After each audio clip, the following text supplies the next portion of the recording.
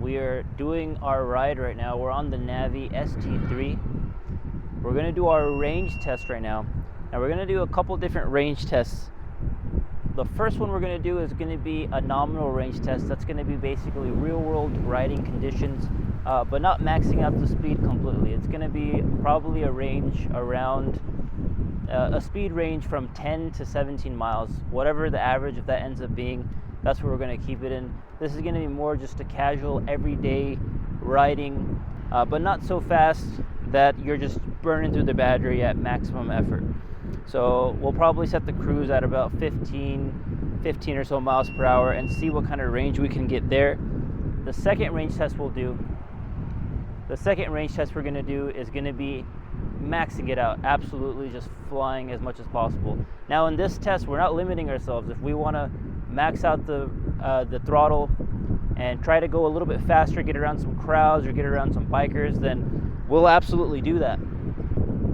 You know, for the sake of this range test, we do want to see what's kind of a nominal use case and then a high output use case. And we'll see what the difference ends up being.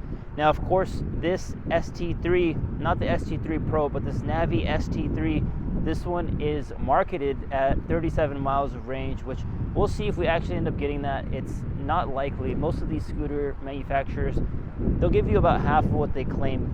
The range on the box is usually optimal conditions, lightweight rider, riding well below the maximum power output. So we'll see what we can get.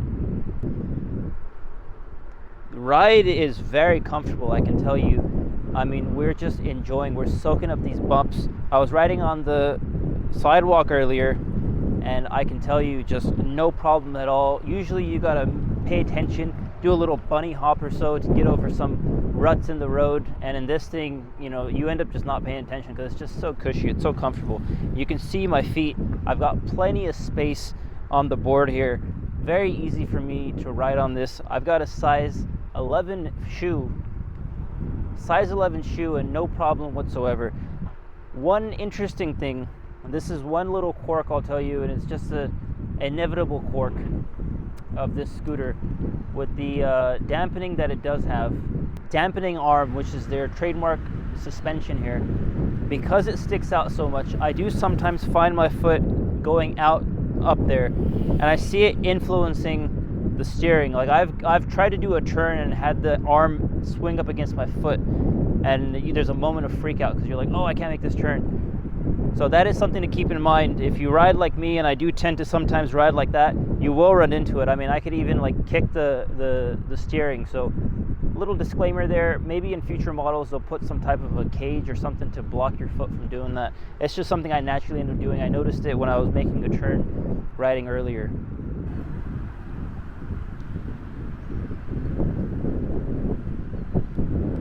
Beautiful day out here. Birds are flying, people are out cycling.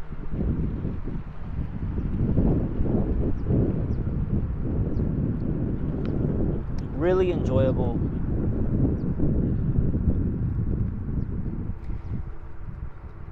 We'll come up on the stop sign here, feather the brakes. This thing just handles turns. It's so buttery smooth. The weight and the heft do have something to do with that because it does stay nice and planted. I mean, it's got a very low center of gravity, which is excellent for the high speeds that it's rated for. But that does give you a little bit of angst when you're in the city if you have to carry it upstairs. If you do end up having to carry this scoot upstairs, I'll be honest with you, it's absolutely heavy. It is something that you're gonna be putting a considerable effort in carrying it up and down stairs. So keep that in mind. This is not a lightweight scooter. If you need to constantly change trains or go up a few flights of stairs, this one may not be for you just because of the weight. But if you need to cover a lot of range and you need to cover it with speed, then this scooter could easily work.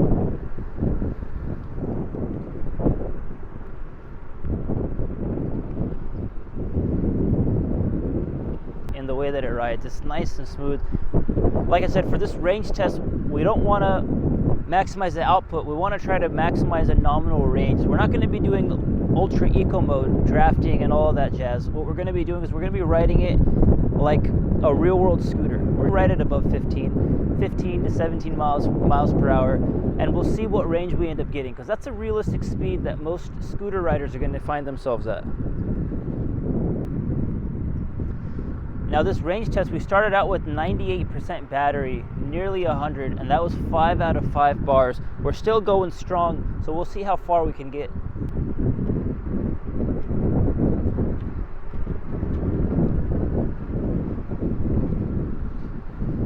Now you see us easily taking on some of these bumps. Hills are not a problem at all.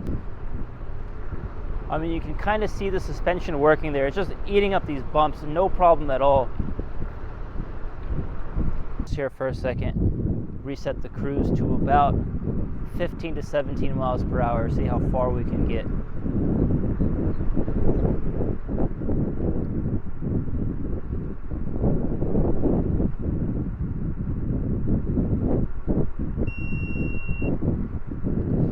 All right, cruise set to 16.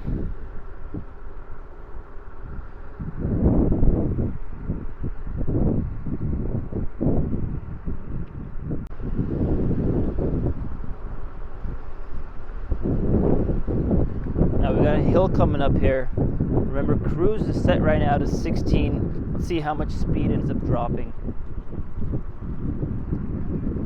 It's a solid grade going up this hill. Definitely something you'd be pushing really hard on a bike.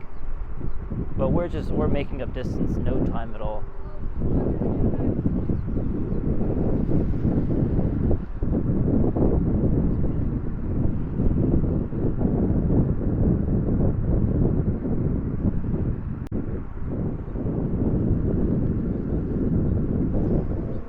Pretty good stability on the scooter. The suspension is just eating up a lot of these bumps, making it a very nice and comfortable ride. Now, it's very stable and very planted, but it definitely is a two-hand scooter. I mean, most scooters, all scooters are two-handed scooters, but some scooters do a little bit better than others when you ride it with one hand. If you have like a cell phone or something, I mean, this is a smoother part of the road, so I'm able to manage it, but like you get a little bit of bumps and you really start to feel the arm here start to fish around and try to find itself. So definitely something you want to consider if you do find yourself multitasking. Maybe you're doing Uber Eats and sometimes you have to use your hands.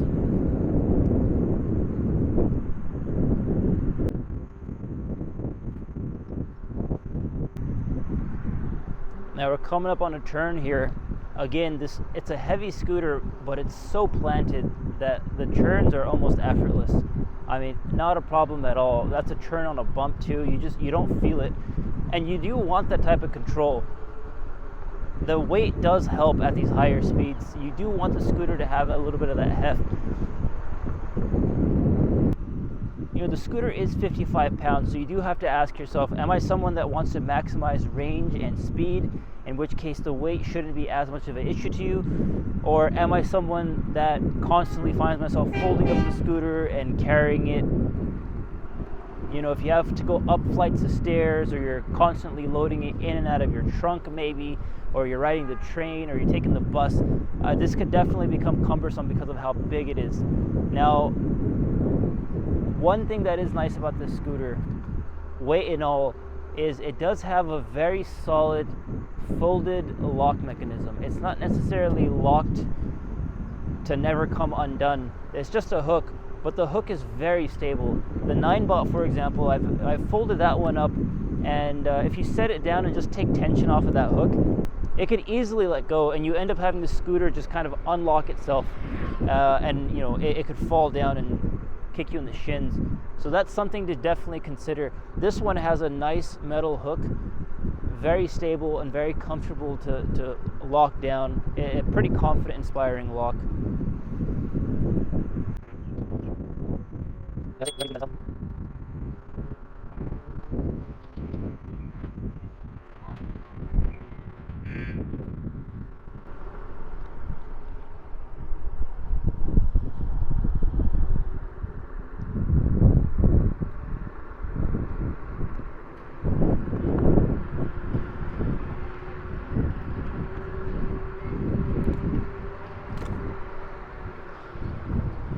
Quick little top speed run there, easily able to pass 20 miles per hour.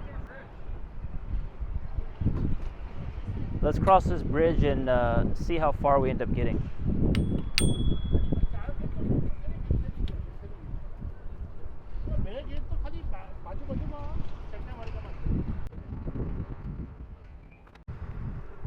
So I just checked, we've done about 5 miles, just a little over 5 miles so far.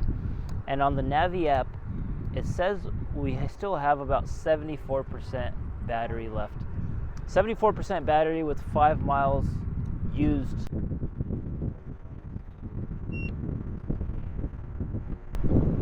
Of course, you got your turn signals. You can see the turn signal on right there.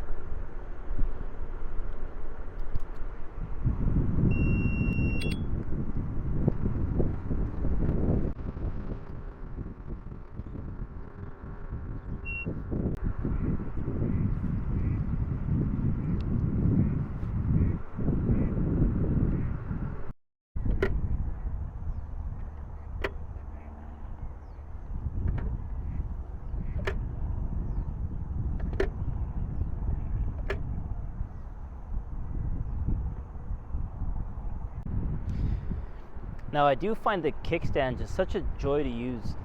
It's just so snappy. It goes to the right place. It's sturdy. It's not like weak and flimsy. Sometimes with the scoot, the kickstand's like kind of flimsy, and so as you put it down, you just feel like the scoot's not really stable. This kickstand even feels weak. This thing is like solid metal, so you have like full confidence when you kick it down. Makes a nice little clunk sound too. That's nice.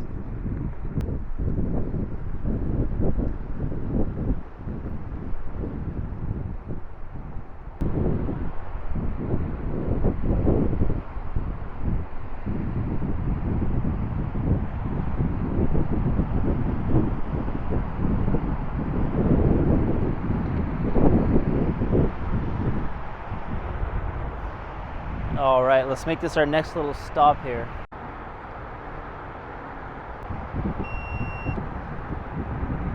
All right, so we just checked the app. We're still at 68% remaining. Let's see how many miles we've traveled. We've traveled 6.5 miles. 6.5 miles, 68% remaining.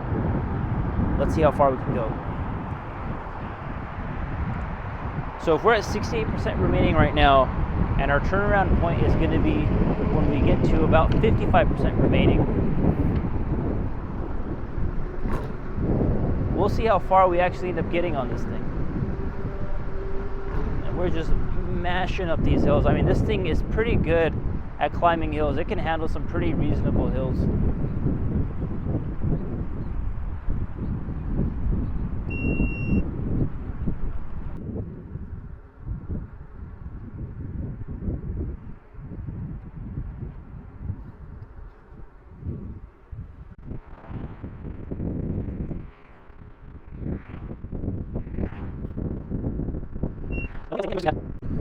Now, one thing I will say, one thing I do wish this Scoot had is I wish it had just a dedicated like cruise control like special button instead of just a mode where you have to hold it on, because you find there's like a certain speed you want. Like right now I want 16 to 17 miles per hour, and it's really hard to find that speed because it keeps going back and forth between those speeds, and so it takes a while to set it. And sometimes it sets it when you're not expecting it. Like when you're stuck behind some pedestrians or some cyclists and you're stuck at a certain speed, you just hear a random beep coming out, and then people turn around and they think it's the horn.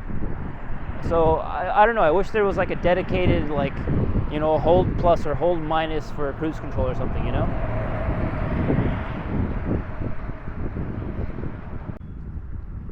All right, well, we were at 8.3 miles, 58% used. I know we said 55, but I'm gonna cut it 3% short because our way back is a bit of uphill. So although I'm already building in a buffer to hopefully make it back and not have to crawl this thing back without any juice left, I'm really hoping that 58% was a good turnaround point to give us a realistic range on the battery here.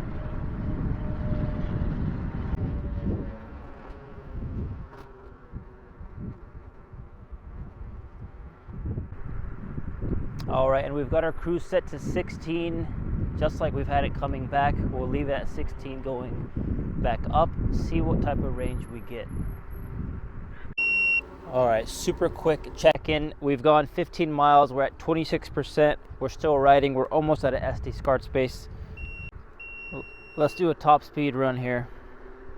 I should mention here that this is going on a slight incline, so that is influencing the top speed of the scoot towards the end of this run.